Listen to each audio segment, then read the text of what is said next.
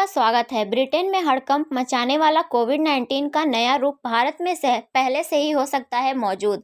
United kingdom से शुरू होने वाला कोविड-19 का नया रूप ब्रिटेन में दहशत पैदा कर रहा है। इसी कड़ी में भारत सहित कई देशों ने ब्रिटेन से आने वाले विमानों को रद्द कर दिया है। लेकिन अब विशेषज्ञों ने बताया है कि ऐसा संभव हो कि कोरोना वायरस का यह नया स्ट्रेन पहले से ही भारत पहुंच चुका हो। मंगलवार को विशेषज्ञों ने यह जानकारी देते हुए इस नए स्ट्रेन का पता लगाने के बारे में इसका प्रसार रोकने के लिए जीनोम सीक्वेंसिंग आधारित निगरानी करने पर जोर दिया। दिसंबर तक कोरोना वायरस का नया वेरिएंट VUI 2020-12 लंदन में 60% मामलों का कारण था। अभी तक के शोध के मुताबिक यह पिछले कोरोना वायरस की तुलना में 70% तेजी से फैला है।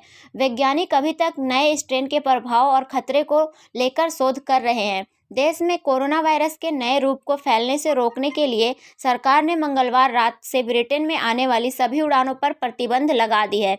इसके अलावा उन यात्रियों पर भी नजर रखी जा रही है जो बीते दिनों ब्रिटेन से भारत आए हैं। मंगलवार को दिल्ली के 6 सहित कुल 22 लोग वायरस से संक्रमित पाए गए और अब इनके सैंपलों को जीनोम सीक्वेंस के लिए भेजा गया है। SARS-CoV-2 जीनोम्स की सीक्वेंसिंग के काम में लगे लैबों में से एक institute of genomics and integrative biology के डायरेक्टर अनुराग अग्रवाल ने बताया कि कोरोना का नया स्ट्रेन भारत ना पहुंचा हो, इसकी संभावना बेहद कम है। उन्होंने बताया कि नया वायरस अधिक संक्रामक पाया गया है, लेकिन यह संक्रमण तभी फैलेगा जब लोग मास्क ना पहने। अन्य विशेषज्ञों ने यह भी चेतावनी दी है कि अगर सावधानी नहीं बरती गई तो कोरोना का नया रूप तेजी से फैल सकता है।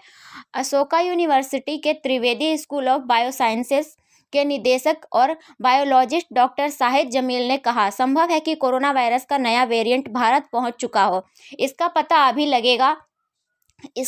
तभी लगेगा जब हम इस बारे में पता लगाएंगे। यही कारण है कि हमें जीनोम सीक्वेंसिंग की संख्या को बढ़ाना होगा। भारत में कोरोना वायरस के सबसे ज़्यादा मामले हैं और यह संभव है कि वायरस के कुछ वेरिएंट भारत में भी पैदा हों। उन्होंने आगे बताया कि देश में फिलहाल हर 3000 की जीनोम सीक्वेंसिंग हो रही है, जबकि विश्व स्वास्थ्य संगठन के मुताबिक हर 300 मामले पर एक जीनोम सीक्वेंसिंग होनी चाहिए। उन्होंने कहा, ऐसा नहीं है कि भारत में यह करने की क्षमता नहीं, बस हमें इस ओर ध्यान देने की जरूरत है। उन्होंने कहा, हमने अपने लैबों को यह कह दिया है कि वे हाल के मिले सैंपलों को प्रमुखता दें और उन्हें जेनेटिक सीक्वेंस के लिए भेजें। फिलहाल ICMR, CSIR और DBT के अंदर आने वाली लैब ही जीनोम सीक्वेंसिंग कर रही है, लेकिन इसे बढ़ाया जाएगा। बीते कुछ दिनों में UK से आए यात्रियों में से संक्रमित पाए गए मरीजों के सैंपल भी जेनेटिक सीक्वेंसिंग के लिए भेजे जाएंगे।